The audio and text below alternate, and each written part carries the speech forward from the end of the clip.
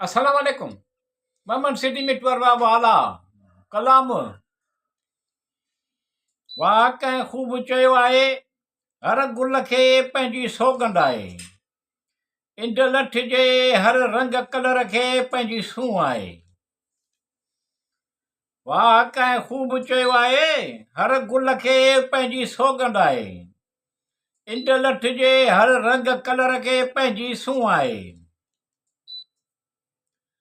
सुखनूर सुखन सनास सुखन नवाज मुल निसार मिजाज उल्फत आछण।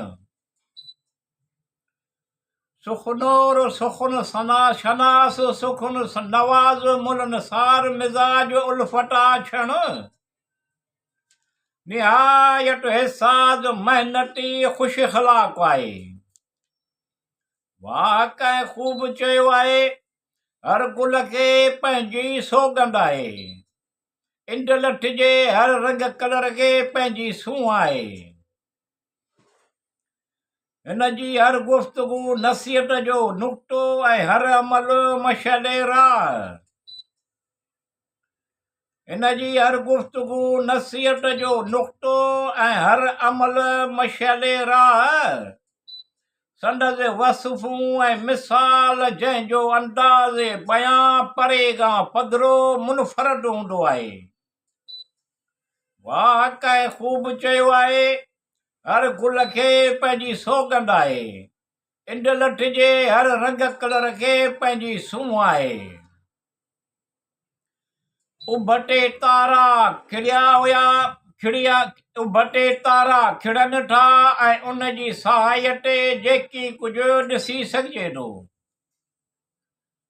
उभटे तारा खिड़नि था ऐं उन जे सहाय ते जेकी कुझु ॾिसी सघिजे थो।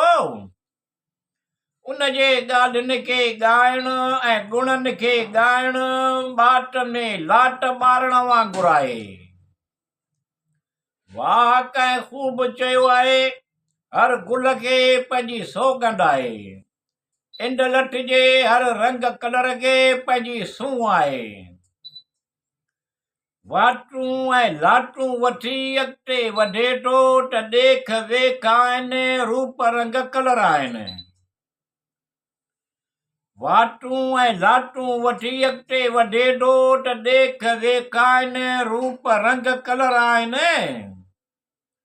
ॼण उन में लीए पाइण सां दिलि जी अजीब कैफ़ियत थी वेंदी आहे।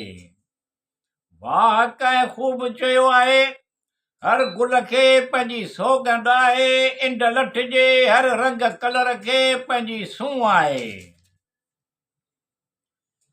सॼे संसार खे सुगंध ऐं सुराण सां वासण, ॻाल्हि ॿोल बिल्कुलु टकियल टोरियल फसाट बलागत सां भरपूर।